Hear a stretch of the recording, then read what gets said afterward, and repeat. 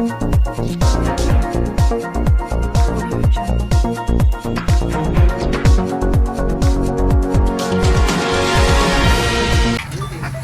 Talkies Vasmat येथे सर्व पक्षीय कार्यकर्ते आणि नेते इथे जमलेले आहेत। एकच कारण आहे की सत्यशोधक पिक्चर याची सुरुवात आपल्याला वसमतमध्ये आज होत आहे। सत्यशोधक पिक्चर म्हणजे कसं आहे की आपण जसं आता रवीजींनी सांगितलं आणि आमचे आलिम काँग्रेसचे शहराध्यक्ष उपस्थित आहेत, सीमा मॅडम इथं उपस्थित आहेत, तेजस्विनी वाघमारे मॅडम इथं उपस्थित आहेत, तसेच आपले बोड्डेवार साहेब उपस्थित आहेत, कडतंजी आहेत, कमळू सर आहेत, आत्ता आलेले आपले शिवसेना प्रमुख काशीनाथ भोसलेजी इथं आहेत।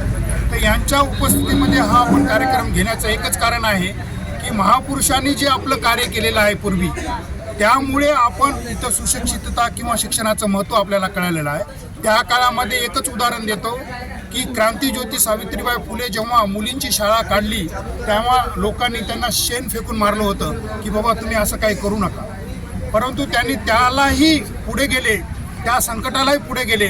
तुम्ही बघितलं तर ते साडी जाताना जे घालायचे आणि ती शेणाने खराब व्हायची तर एक साडी जास्त घेऊन जायची आणि तिथं ती दुसरी साडी बदलून मुलींना शिक्षण द्यायचे। म्हणजे एवढा अत्याचार होता की बाबा महिलांनी शिक्षणच घेऊ नये। तर तसं न होता आज बघितलं केवळ शिक्षणासाठी किंवा महिलांच्या शिक्षणासाठी जे कार्य क्रांतीज्योती सावित्रीबाई फुलेंनी केलं, जे महात्मा ज्योतिबा फुलेंनी केलेलं आहे, त्याचाच परिणाम आज आपण भारत जो प्रगत होत आहे त्याचं मेन कारण शिक्षण आहे।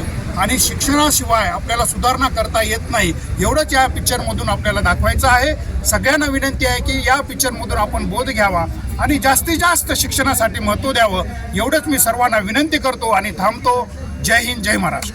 स्वातंत्र्याच्या रक्षण स्वतःचं संरक्षण करण्यासाठी आंबेडकर साहेबांनी जे हा पाया पुढे नेला, आम्ही त्याबद्दल मी आमच्या आंबेडकर साहेबांची मी मनापासून हृदयापासून आम्ही त्यांचा आत्मसन्मान करतो व त्यांचे जीवनामध्ये ऋणी आहोत, एवढंच मी या ठिकाणी सांगते। हा पिक्चर सगळ्या महिलांनी वसमतच्या पाहिला पाहिजे, हीच माझी एक आव्हान करते।